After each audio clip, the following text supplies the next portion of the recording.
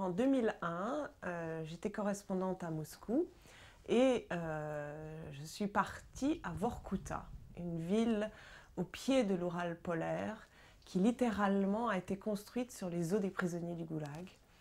Et aujourd'hui, il n'y a presque rien à Vorkuta. Il y a des mines fermées, il y a beaucoup de retraités, d'alcooliques, d'âmes en dérive et quelques survivants du Goulag. Et je suis partie là-bas pour faire un portrait des mineurs. Donc je me trouvais dans la voiture surchauffée du député-maire et nous étions confortablement assis et je m'endormais un peu à moitié. Et nous traversions la toundra blanche, nous étions au mois de mars, il faisait -20 dehors, et tout était blanc autour de nous. Nous étions comme des capitaines de vaisseau traversant l'infini blanc. Et tout d'un coup, mais sans prévenir, un homme encapuchonné coupé la route et a disparu dans le blanc. Il était tiré par 5 rennes et j'ai vu son ombre disparaître au loin.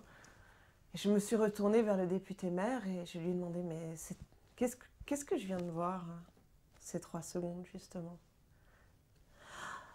Ce sont les nénettes. Ils voyagent ici depuis des années, des siècles, et ils nomadisent ici depuis toujours. Nous sommes des touristes à côté. Et là, je me suis dit, mais j'aurais pu avoir la même vision il y a 1000 ans.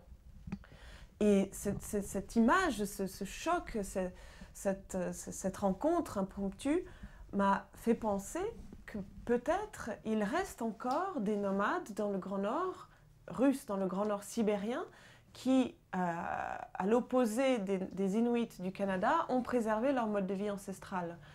Et je me suis dit, mon Dieu, il faut absolument que je revienne pour en savoir plus, et pas pour un journal, mais pour moi-même.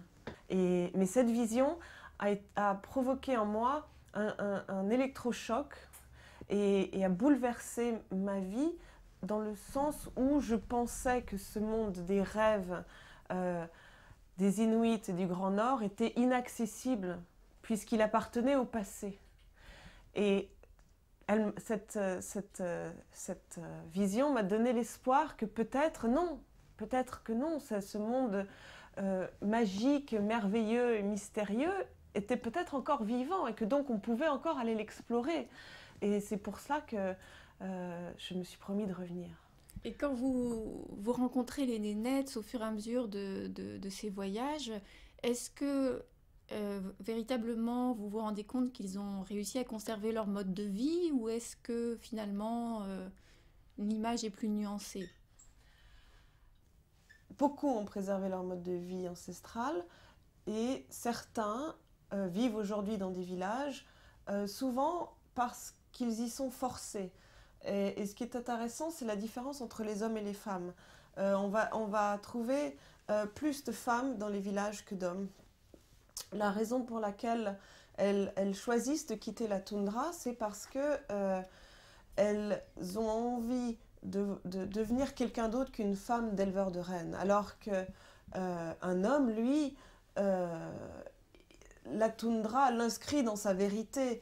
La toundra fait d'un homme un homme. Mais il ne faut pas généraliser, il ne faut pas dire toutes les femmes veulent vivre dans les villages. Non, il y a des femmes qui y pensent, mais qui volontairement décident de rester dans la toundra parce qu'elles savent que leur place est auprès des éleveurs de rennes, qu'ils ont besoin d'elles.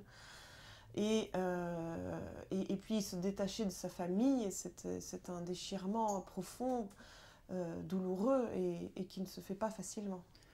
Il y a aussi effectivement Gazprom, parce qu'il faut savoir que la terre des nénettes recèle 90% des réserves de gaz de Russie, dont nous consommons un quart en Europe. Donc les maisons, peut-être cet appartement même où je suis, est chauffé par du gaz russe qui vient des terres des nénettes. D'accord. Et Gazprom a besoin de renouveler ses sites d'exploitation, de trouver de nouveaux gisements. Et en faisant ça, eh bien, il construit des routes, des chemins de fer, pose des pipelines, et ce qui coupe la route